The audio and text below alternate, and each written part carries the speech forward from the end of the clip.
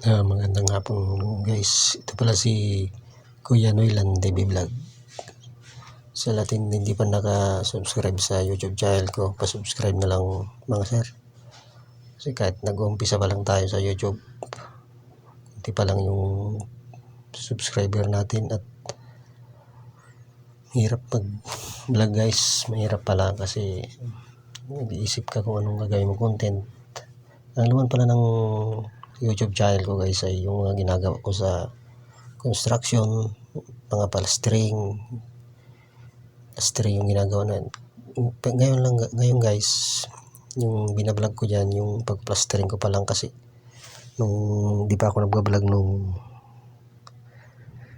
nagkasintada ko saka yung ginagawa dito sa construction, hindi ko pa na-vlog yun.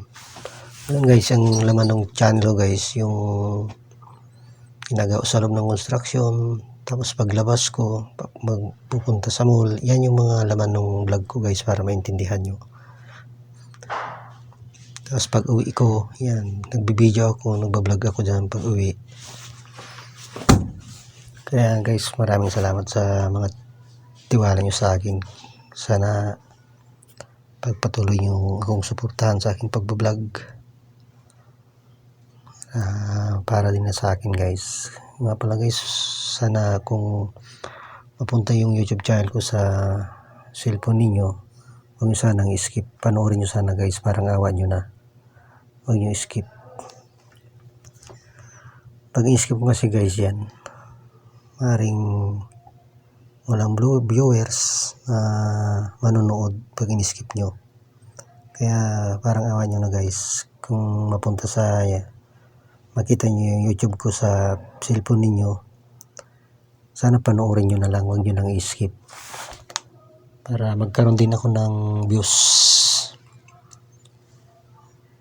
Sa hindi pa mga nakasubscribe sa YouTube channel ko, pasubscribe na lang sir, mga ma'am, suportan nyo sana yung YouTube channel ko. Kahit construction worker lang tayo, at least naranasan natin mag-vlog sa mabuting paraan.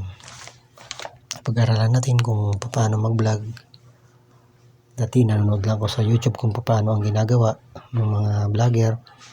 Ngayon naranasan ko na rin mag-vlog. Kaya sana suportan nyo na lang ako guys. Maraming salamat sa inyo. Yung hindi pa nakasubscribe na ulit ko, mag-subscribe na rin kayo sa akin para updating kayo sa mga ina-upload kong video. Maraming salamat po sa inyo.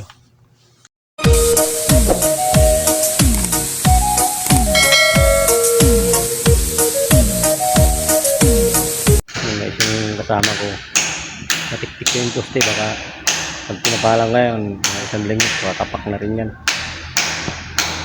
Kaya sabi nila matagal kasi pag tiktik pa lang trabaho na, patigas mo naman yan. Kaya pinapatiktik ko maganda yung pagkagawa, kaya hindi kakapak.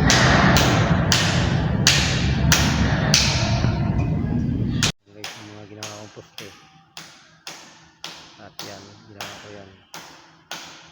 Yung iba na pinturahan na yung iba, nilira na yan, ginawa ko yan. Dalawang buwan na yata ako dito sa poste na to. YouTube lang, sabi nila na bibiga lang dapat ayusin yung trabaho, hindi basta tapalantakan, para quality naman yung trabaho natin, hindi ulit-ulit. Nilagyan ko na ng adhesive. Alam nyo guys, pag natiktik yung poste, pag may adhesive, kapit na kapit yan guys, kasi hindi siya kakapak. Hindi naman 100%, pero kapit na kapit talaga yung adhesive pag may tiktik yan. Yan guys.